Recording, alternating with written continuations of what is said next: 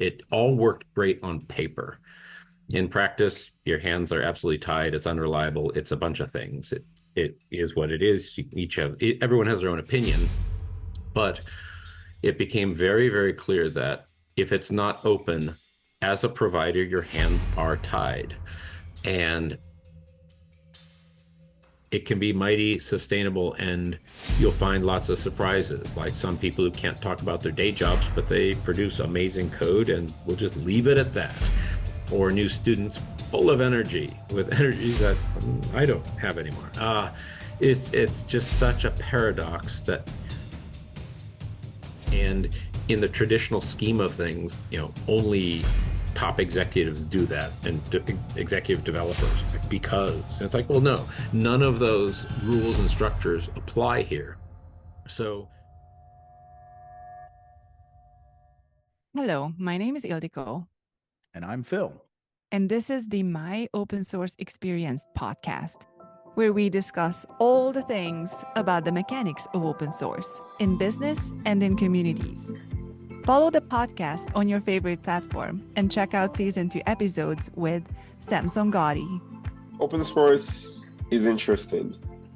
Claire Dillon, Great collaboration, Wayne Starr, Freedom, Stephen Wally, Good engineering, Austin Bryan, community, Tom Sadler, collaboration, Federico Gonzalez Waite, limitless, Amanda Brock, the future, Gregory Kurtzer, collaborative,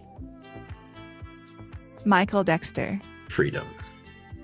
and Kelsey Hightower. Open source is your opportunity to change the world around you.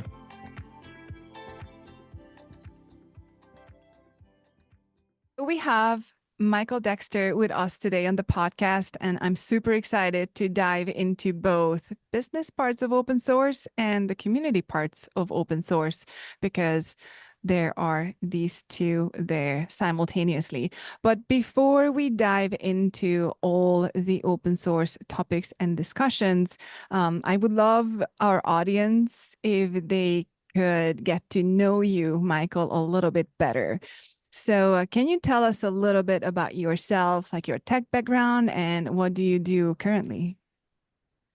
My name is Michael Dexter, and I'm in Portland, Oregon. I'm from Hollywood, and officially I provide OpenZFS support. But I've worn many, many hats and many community hats, and sometimes that's compensated, sometimes not, often not.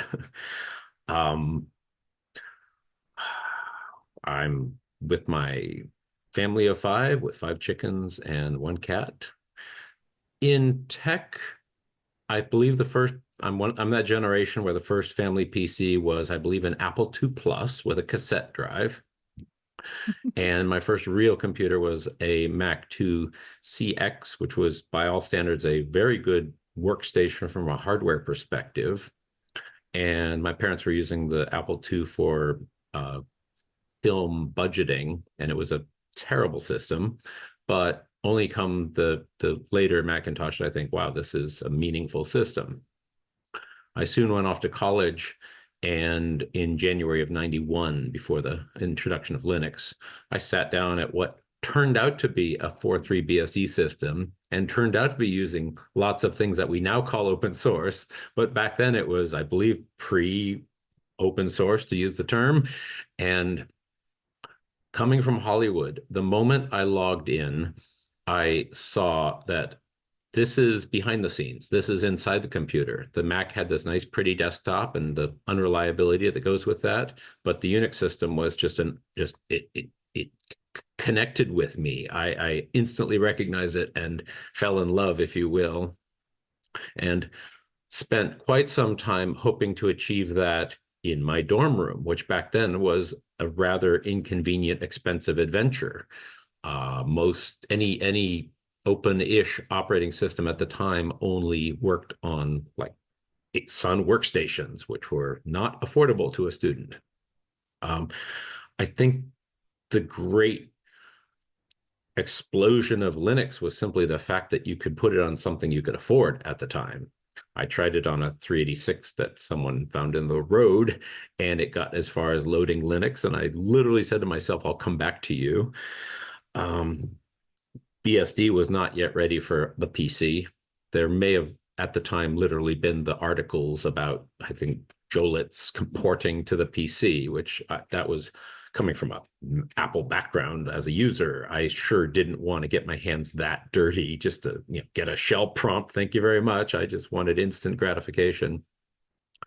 So fast forward to after college, come Red Hat 5.2, they finally had an available product that matched their documentation. Portland's a Red Hat town. We've got Linus Torvalds. We had Interex back then, a company, I believe, hardening, or maybe I'm confusing that with another one, but some will know what I'm referring to. They were the cool local Linux company back before there were many options.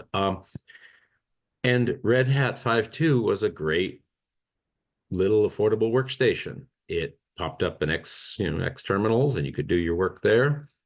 And to my disappointment, there was the challenges and surprises of RPM, and there were the Red Hat 6 move to GNOME 1.0 or some early version, and that was not what I was after. I was not after a Windows clone. I was after a Unix workstation. So I addressed the issues with RPMs with FreeBSD jail a few years later in 2003-ish, FreeBSD 4.7, and was very excited about 5.0.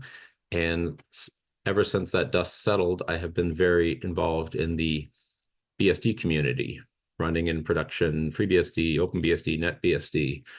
And I just, that entire approach works for my mind.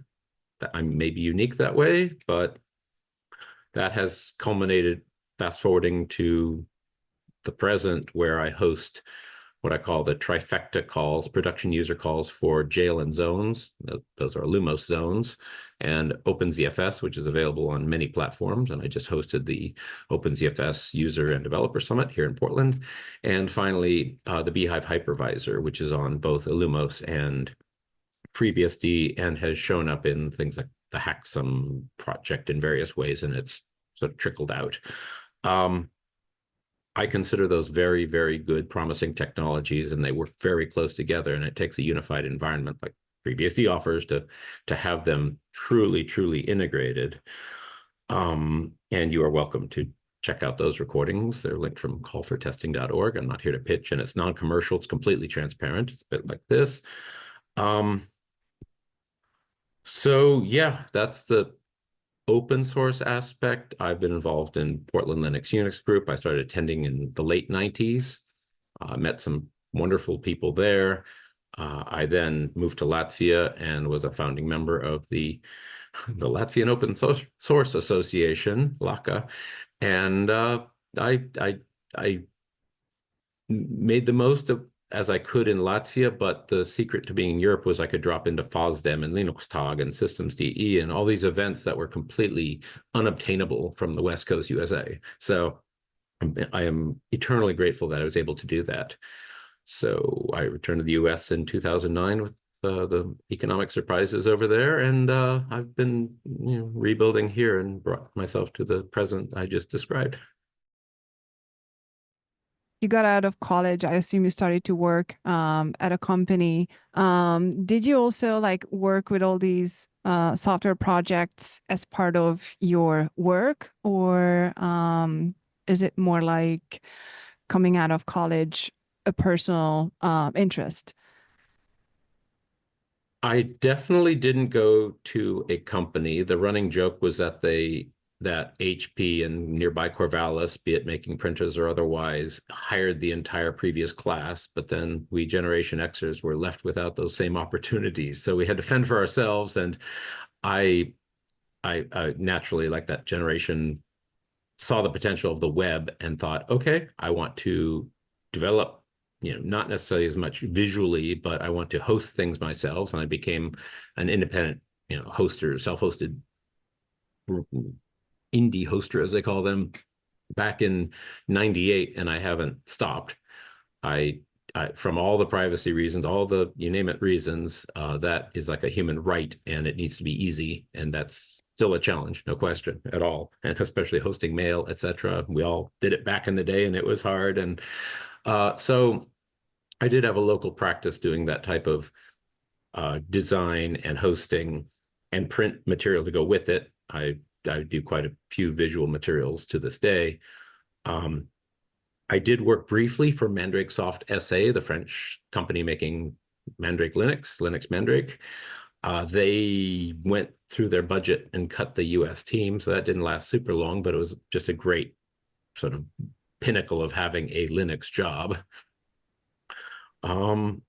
So I did my kind of reinvention in Latvia and almost took a break from such technologies for a while.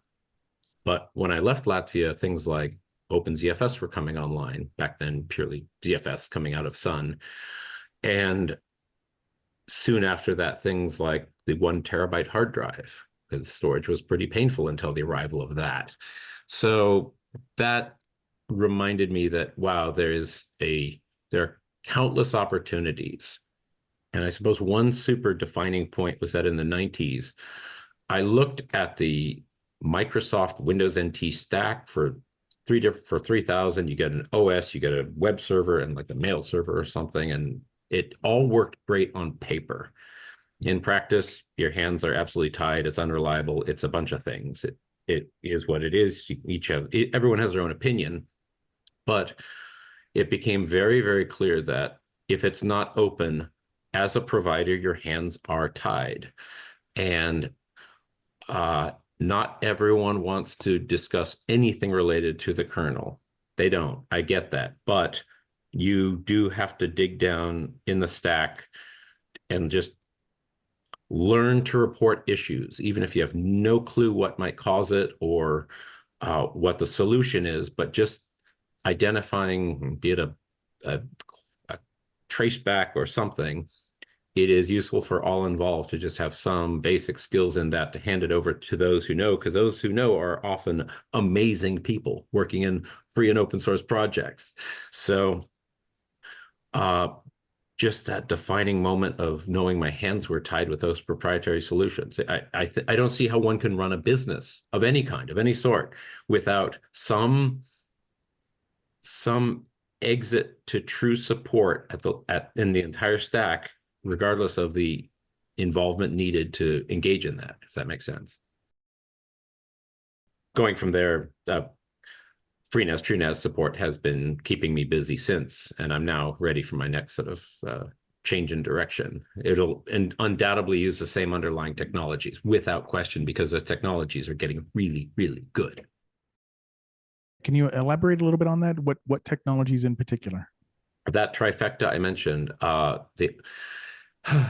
the OpenZFS file system, I don't know to what degree you're familiar with it, but back 2005-ish, Sun decided we now have the hardware resources to do things we could never do back when Dr. McCusick designed the modern fast file system that everybody has copied. I can't emphasize that enough. You either live in the 90s or you live in the future. And so with the blessing of modern hardware, you can do things like continuous checksumming because your CPU is a lot faster than your disks. So you can have data integrity guarantees that were not possible. Even if you were checksumming everything on the same file system, you still have the risk of those checksums disappearing in the process, or to a second file system, which would be completely impractical and expensive back in the day. So ZFS then and now is a stunningly capable rethink of everything prior to it, and built with a budget. It's not a volunteer project, though it was opened by Sun, which is wonderful. And when Oracle acquired Sun, the OpenZFS project sprouted from there, and it's very alive and very well. And people may not know that it's on, for example, Windows and Macintosh and NetBSD and FreeBSD and others. I've used it on Mac since Xevo was a proprietary implementation about 12 years ago, and it's treated me very well. So everyone needs to save data, and it needs to be safe. And there are the challenges relating to other operating systems and licensing. There are the efforts to provide some of its features elsewhere. Apple's gone down that road. The Linux folks in various ways have gone down that road. But it's good to be a decade or so ahead, because in file systems, as they say, you get one chance with people's data. It's obviously had its hiccups now and then, like any piece of software, but users are often the challenge in there. And that's where all of these things need to be user-friendly in some way. Containers are obviously huge. FreeBSD pioneered that with jails back in 2000. And through simply their quiet nature or something, they're not leading the market, despite it being a very proven in-kernel technology. And on top of that, hypervisors came along, and NetBSD Zen was one of the very first Zen platforms, but for the same reasons, they're not the go-to platform among the three of us. But I used their Zen implementation back in like 2005. It treated me well, but it was limited in scope with a limited development team. But what it did extremely well. So that all changed when in FreeBSD circles, will change for me, when a large storage vendor produced a hypervisor for FreeBSD. And I thought, that is cool. And I approached the developers, and it turns out I was the first developer outside that vendor, first user outside that vendor.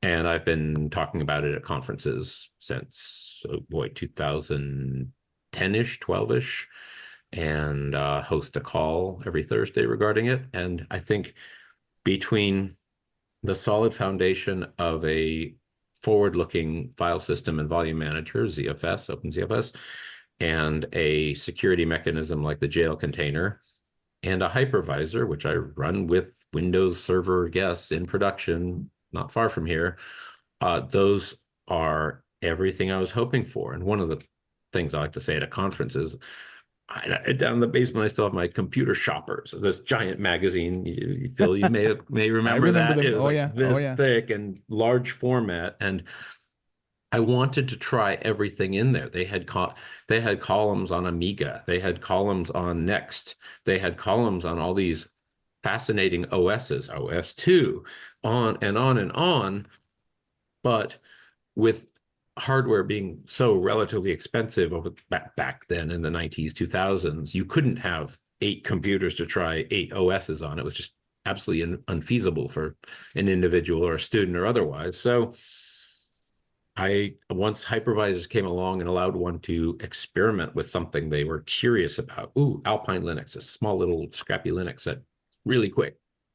It can be a few minute process instead of a purchasing decision.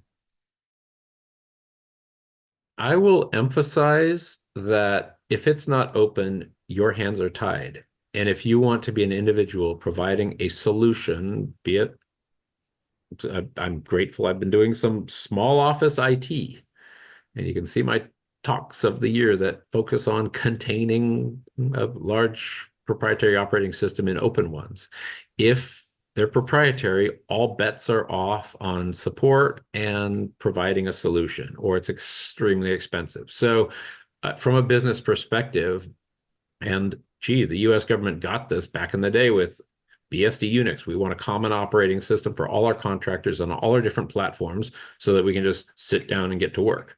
Nothing, no agenda, no exotic, no emotional decision there. It's just we need it to work. So that model works. I don't know of some hybrid model, and we always hear of these open core. Well, maybe that's it. Like, just don't get hung up on the licensing. Just do the thing and share the tools that you found useful, because the moment you do that, people will generally share something back. You're like, oh, it was worth it to just, 1, be nice to them, 2, share some code with them and some experiences, and maybe make a friend out of it. So it all sounds really simple. But so there are a lot of companies out there who are trying to build a business around an open source software. Often they are open sourcing a project. and then trying to grow their business around it. And they either fail miserably in a lot of cases, or they end up doing the license switch, which we sometimes refer to as bait and switch. Like, Yes, oh, hey, it's not open indeed. source anymore. Yep. So it looks like that even though open is the way to go, like when it comes to business and having a revenue, and let alone revenue profit, it's not that simple to figure out how that works. I do have a quick comment. After the Sun acquisition, there was a compiler that someone was trying to make sense of and maybe take to market or find a home for, or et cetera, et cetera. And I heard a comment in the course of it that no compiler company for the broader mainstream has ever survived, because compilers are, always good enough when they're open source. And if it's truly vertical market niche, well, that's just another special software component, like for FPGA development or something where it's very niche. Well, uh, I'm not going to go as far as saying there are zero software businesses to be had. There are absolutely services businesses to have. There are absolutely foundations to take care of software and preserve it, rather than companies that come and go, and heaven forbid they have a great piece of software and they go out of business and they don't share it after that, it disappears. It's like, well, that wasn't helpful. So I also have concerns about just the somewhat toxic search in business to find that unicorn company that will make the $1 billion off the magical thing. It's like, yeah, what if there's a balance of just some hard work and good customers and loyalty, and just off you go? And if you were to be a developer at a foundation, not unlike Linus Torvalds himself, you can make some good money without trying to be that aggressive turbo capitalist looking for the next big miracle investment. Because I'm not here for the miracle investment. I'm just here for the software and the enabling that the tools provide. Oh, and I almost forgot to talk about Dexter's Law, something I coined a few years back, which is that only proprietary software vendors care about proprietary software. Given a choice, no one else wants that. No one wants the restrictions. I would like to dive into some of the community things, but before doing that, I also want to go back to when you first learned about, well, free software at the time. So it was around college, right? When you mentioned that you started to explore the tools and the ecosystem first. I was immersed in it, and it was at an awareness level. I had no idea what it was from a freedom perspective or licensing or otherwise. Yes, you'd find tarballs of software you could do stuff with, but I wasn't into that. For me, it was pre-web internet. That was a fascinating part, to see the internet back when it was Telnet, FTP, in theory, Gopher and Veronica and such. But I think it helped me understand all things future internet back then, because like the Unix being behind the scenes, the plumbing of the computer, I saw the plumbing of the network purely in a text-based environment. Related, I was fascinated that that there were hundreds of users on the central school Sun system, which is an old Sun 350 or something. And the CS professor said, that is more powerful than, or less powerful than, any system you have in your dorm room. And I was like, how do all these users work so well simultaneously reading mail in the console? Pine was awesome back then. Nano as an editor, and FTP, and all of that happening in what's now smaller in resources than a Raspberry Pi, or even your phone, especially your phone. And I couldn't have that concurrency or reliability on my desktop. It's like, well, that was fascinating. I won't say it made no sense, but it was an eye-opener. It was only around 2007 when I was visiting Portland, went to OSCON, and naturally, I was using open source quite actively, but from a community perspective, I dropped in on the Floss Foundations meeting hosted by Allison Randall and Dave Neary and others, Josh Burkus, you name it. And I will say my mind was blown. They were discussing the topics surrounding foundations at a level that I couldn't even imagine possible, be it the licensing, be it the governance models, be it governance in general, be it codes of conduct, things that users, contributors maybe have an intuitive sense of, but they were making a science of. And just almost naively, I thought, oh, let me just take an afternoon to make a list of Floss foundations, free Libre open source software foundations.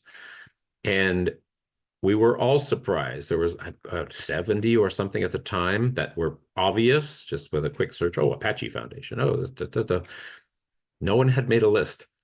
The whole community was not yet at that sort of level of self-reflection. So I just handed over to the group, here's a list, enjoy. That's what I found. And we were all a little shocked. And OSI has played its role in various aspects, from licensing, etc. And that often merger of open source and public benefit foundations absolutely fascinated me, because as we've learned from, I don't know what our policy here is on naming and shaming or otherwise, but as I see it, production users produced CentOS and vendors took it away. And you need I'd argue, and I have that as an example, you need a public benefit nonprofit holding the keys to the kingdom to prevent that kind of rug pull out from under users. And that was a very dramatic rug pull. And I wouldn't wish that upon anyone who's just trying to do a job. If you make widgets, you don't want your infrastructure to go away on you, thank you very much, or be frozen at that point in time and then replaced with new system, whatever painful exit you have. So 07 through 09, I pretty much dedicated my life to Linux Fund, BSD Fund, raising money, and I flat out had a money machine for projects at not like taking a percentage. The foundation would just make it happen. And the 2008 financial crisis pretty much wrapped up every philanthropy budget in corporate America and around the world in an instant.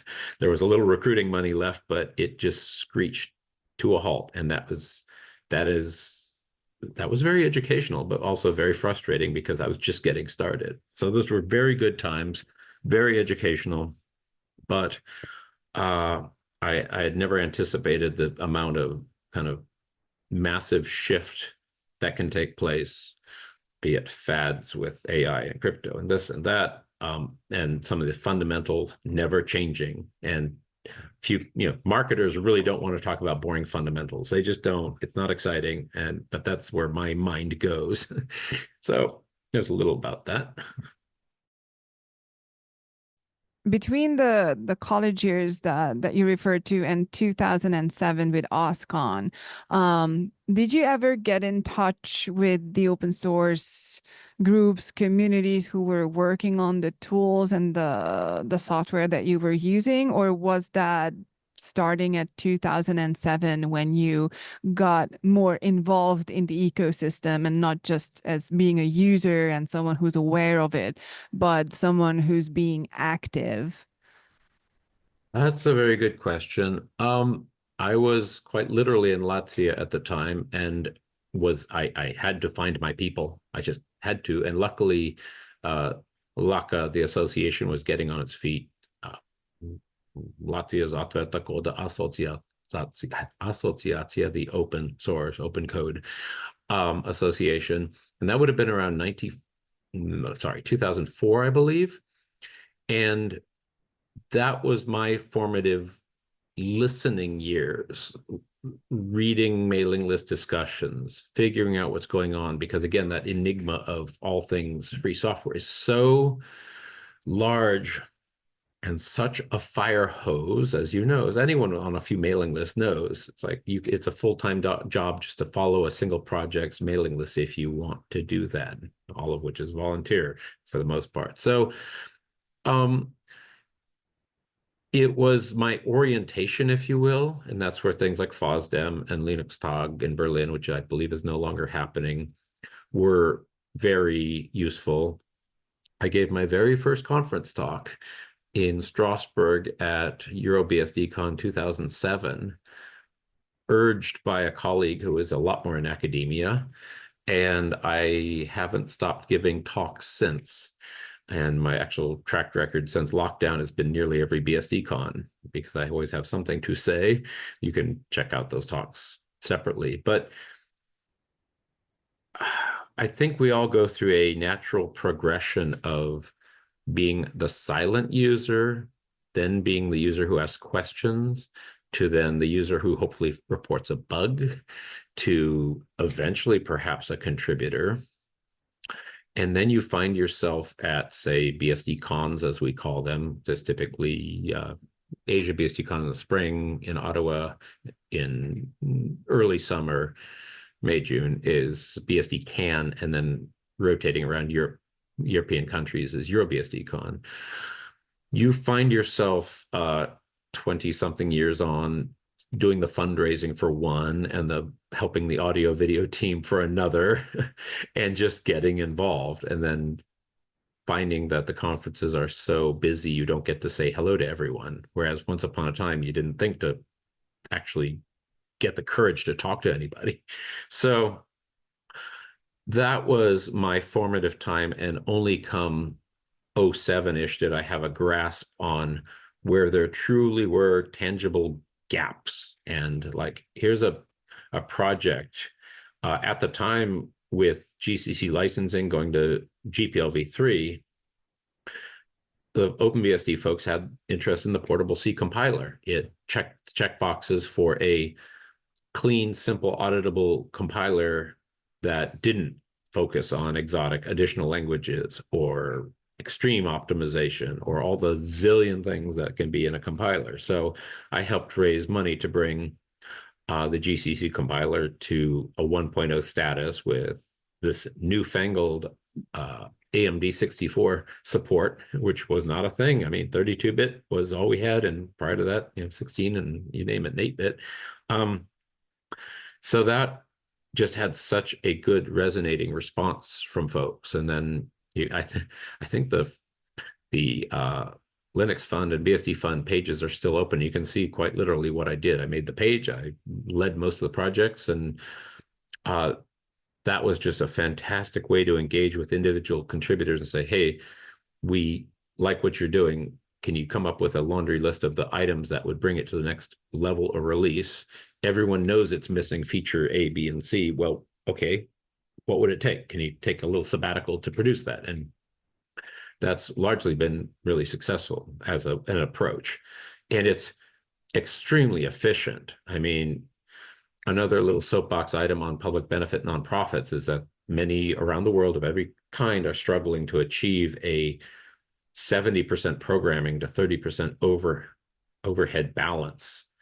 Whereas if you're organizing an event and a company is willing to just play bank, they do it extremely efficiently, money in, money out, and they'll probably support you some. So no one is stressing about that overhead that is maintained 24/7 for what could be a 1-week event, et cetera, et cetera. So it's all been very, very educational on that.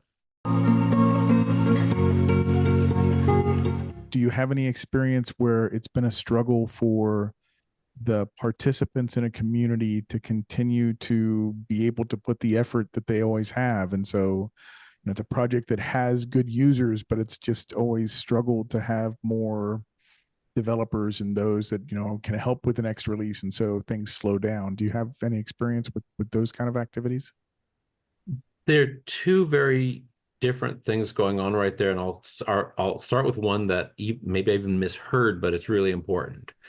The OSCON conference, which was definitive to my community engagement, officially cost over $1,000. There was at times a free coupon for the expo hall and a few sessions and those financial barriers are a disservice. Events range from free of charge to very, very expensive. And, some people are making a career decision to engage in that. In the moment with a certain level of features, you have to charge money because that coffee break can be up to $10,000, et cetera, et cetera. I absolutely get it. But step one is that accessibility. So if we're going to go down that list, number one, we have this sci-fi video chat awareness. Great. Step two, there needs to be free of charge access on all levels, which now can start with online and make its way to in person. So this, I'll go down this briefly. It may not be precisely what you're asking, but my phrase of the last few years is, wow, you have legs, because I finally see these little talking heads and torsos and finally see that, yes, they stand up. Some folks, I didn't even know what they look like. I only know the voice. So that, I suppose it is truly accessibility. That accessibility is critical, and often that's financial. So if podcasts were purely coin operated, or community calls like we host were coin operated, that would immediately be a disservice, because going from zero price to $1, sometimes for an event, it's good to charge $1 because it gets people an investment to show up. So that's one small exception to this general mantra. But in a community where these volunteers are doing potentially priceless work, if one person jumps in and fixes a kernel bug of impacting every Linux user on the planet, well, they might not even realize they did that amazing thing. And in the traditional scheme of things, only top executives do that, and executive developers. It's like, because it's like, well, no, none of those rules and structures apply here. So again, me naively looking for Debian on the Linux Foundation page 10 years ago, one of the more popular upstream for many community-driven SPI-backed software in the public interest 501c3 nonprofit fiscal sponsor, was a bit disingenuous. And, those developers are doing some, very heavy lifting or some very vocal advocacy or disruption, you name it. They're all shapes and sizes. But again, I think the fact that the structures are forever a decade behind what the community is doing is important. So as for attracting new users, etc., the hostility of user groups has consistently around the world turned off new users. The hostility of mailing lists has consistently, reliably, perfectly turned off both new and very seasoned contributors. At one point I was asked, are we losing developers? And my response was, well, I'm inviting one back per week. So yeah, no, there are issues and it impacts everyone. And I saw a mentee left hanging, and they didn't have a path to engagement with the project because their mentors left, and people wander off. They have, things to do, kids to be with, work to do, hobbies, whatever. They have to choose how they use their free time. So we really have to respect what people are doing, like that venue with a projector that they offer and maybe set up coffee for, just because, hey, we like Linux and come to we'll host your Linux group, whatever. That is priceless. That is invaluable. They might do it for recruiting or something, and hopefully they get someone, because, hey, people want jobs. Recruiting is a magical thing insofar as it's kind of win-win. So with the sheer number of and size and variety of projects, yeah, there are a million answers to go with those many projects, but we have to respect the engagement that people are doing. We have to make it easy. We have to make it welcoming. So if we get those few things right, it can be mighty sustainable and you'll find lots of surprises, like some people who can't talk about their day jobs, but they produce amazing code and we'll just leave it at that. Or new students full of energy with energy that I don't have anymore. It's just such a paradox that, I mean, be prepared for the next surprise in what form something takes, because obviously this is not settled. If there's still,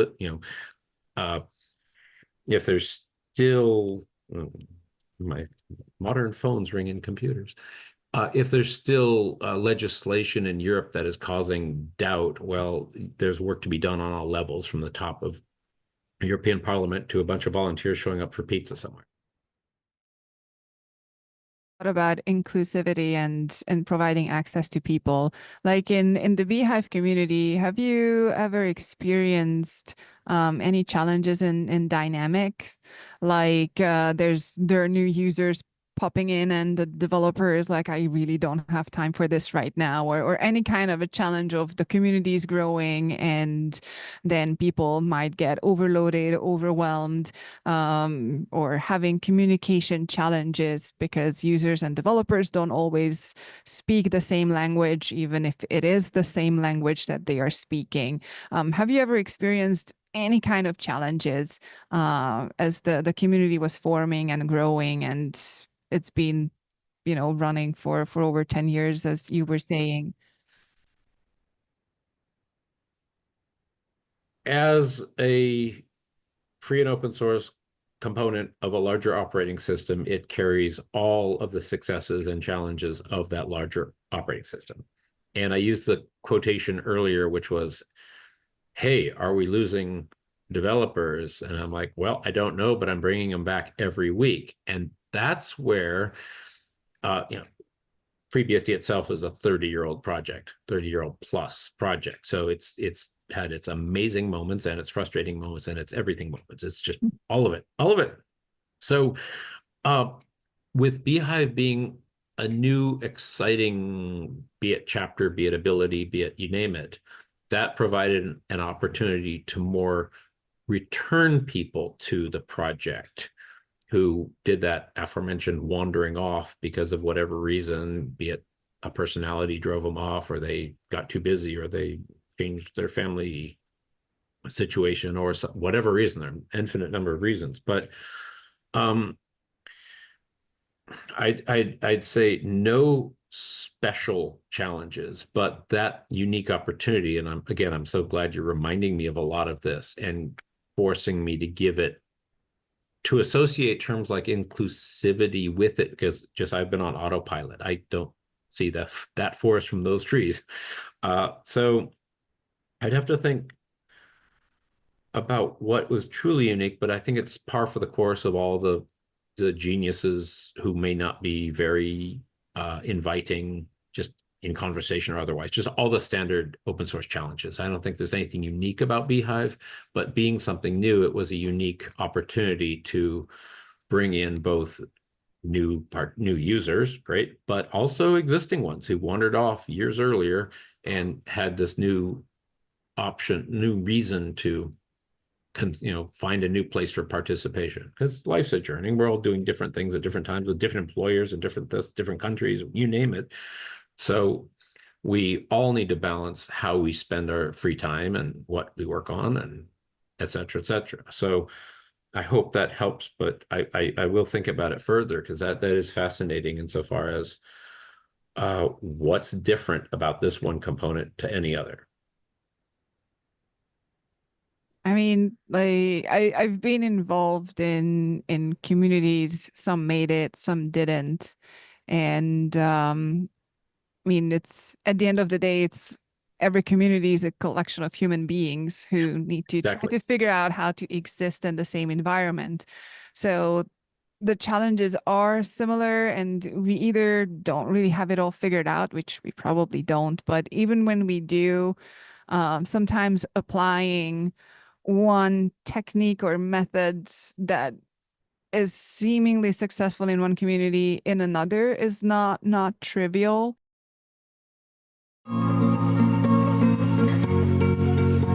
Before we wrap up, Michael, can you please tell us something about yourself that has nothing to do with tech and nothing to do with open source? A hobby, a fun fact that you're comfortable sharing? A fun fact that has influenced, if it's not obvious, is that I'm a Latvian American. My wife is Latvian from Riga. My mother's from Latvian from Riga, and our oldest daughter was born there. And for someone, even though I was from a big city, Hollywood, there's always some notion for everyone that there's just never enough and you feel you're missing something. So this has been a gateway to explore that part of my heritage and life. And my wife is the chair of our local association, which happens to have a venue, which happened to treat an open source conference very well a few weeks ago. And there's a badge on the wall that was related to that. And I'm on the board of directors, and I'm the AV guy, obviously. And the lessons on the sense of community, the amazing and toxic personalities is all super educational. And fortunately, I'm able to kind of ping pong from one to the other and learn a lesson in one and apply it to the other. So yes, BSDLV is my domain name, and along with Kristaps, and you'll occasionally see,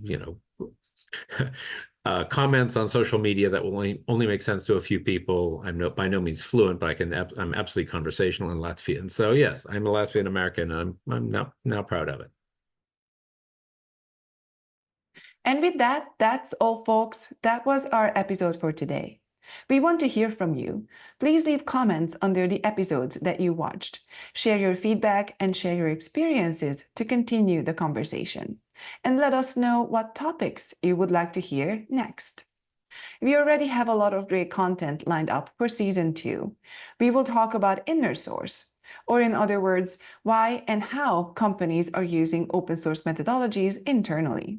We will talk about why and how governments are using open source and touch on upcoming legislations such as the Cyber Resiliency Act in Europe. We will also discuss how to create open source projects and communities that last for decades.